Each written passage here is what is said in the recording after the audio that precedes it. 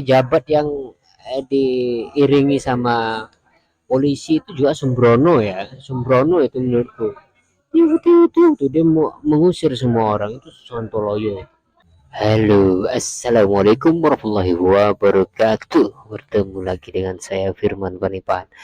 Di kesempatan ini saya ingin mengajak Anda bermain-main dengan AI ya, akal imitasi. Saya ingin bertanya tentang Sontoloyo. Siapa Sontoloyo di Indonesia itu? Sebenarnya apa Sontoloyo itu? Mari kita lihat langsung saja. Oke, kita geser sedikit. Saya ketik ya. Apa Sontoloyo itu? Siapa?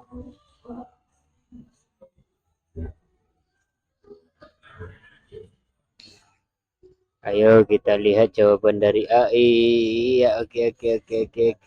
Ini dia jawabannya ya guys ya.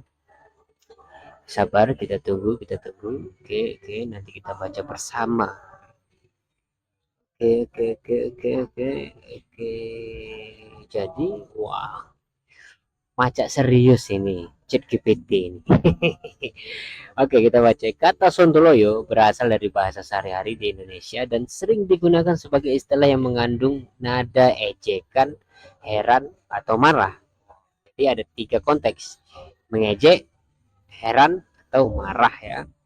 Secara harfiah sontoloyo pada awalnya merujuk pada seorang pengembala bebek di pedesaan. Sontoloyo ya, istilah sontoloyo itu adalah pengembala bebek. Oke.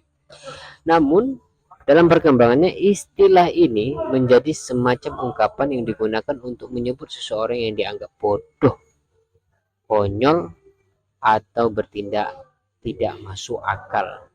Bertindak tidak masuk akal ini disebut sontoloyo ya. Oke. Sampai di sini definisi ya. Padahal yang kita tanya tadi siapa, bukan definisi. Inilah AI, namanya robot, dia menjawab sesuai kata kunci ya. Dia tidak berpikir guys. Tapi bagus juga ini. Dalam konteks tertentu, istilah ini juga bisa digunakan untuk menyindir perilaku yang dianggap aneh atau menyimpang dari norma, seringkali dengan nada bercanda tetapi juga bisa bernuansa kasar tergantung penggunaannya. Misalnya Presiden Soekarno pernah menggunakan kata ini dalam pidatonya untuk mengkritik perilaku politik tertentu. Jadi arti sontoloyo sangat bergantung pada konteks dan nada bicara. Jadi AI tidak menjawab pertanyaan kita. Oke, kita tanyakan lagi. Sebenarnya siapa sontoloyo itu? Sebenarnya siapa? Jadi, jadi siapa dong? Jadi siapa dong?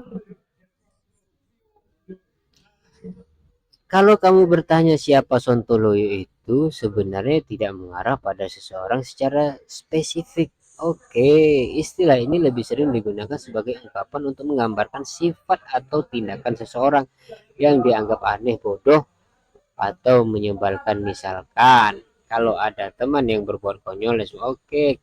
Dan dalam kritik politik, kata ini juga digunakan untuk menggambarkan pejabat atau kebijakan yang dianggap tidak masuk akal.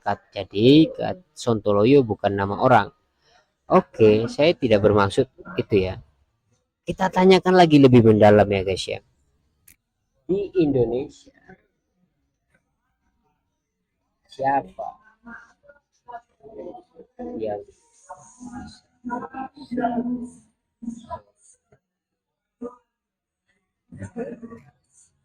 oke, di Indonesia siapa yang disebut Sontoloyo biasanya tergantung pada konteks dan sudut pandang.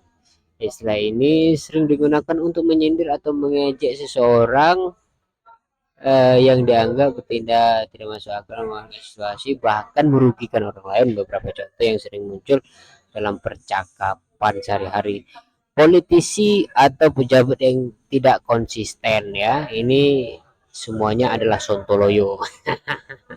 Satu. Yang kedua, pengguna jalan yang sembrono. Oke, rakyat juga kena ya. Rakyat biasa pelaku praktek curang. Oke, pelaku praktek curang ini seperti calo dan sebagainya itu ya. Tapi bentar, kita kembali kepada poin kedua, pengguna jalan yang sembrono. Ini pejabat yang diiringi sama polisi itu juga sembrono ya, sembrono itu menurutku. Ya betul tuh dia mau mengusir semua orang itu sontoloyo. Itu tafsiran saya aja.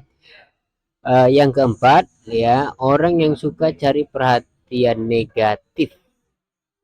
Apa contohnya perhatian negatif? Ini seseorang yang melakukan tindakan konyol dan provokatif. Oh, provokatif ya. Dan menarik perhatian baik di media sosial atau oke. Jadi provokatif juga sontoloyo ya. Jadi mereka yang provokatif, mungkin channel ini provokatif ya, enggak provokatif, ini ilmu ya. Intinya sontoloyo lebih ke kritik atas perilaku, bukan identitas tetap seseorang.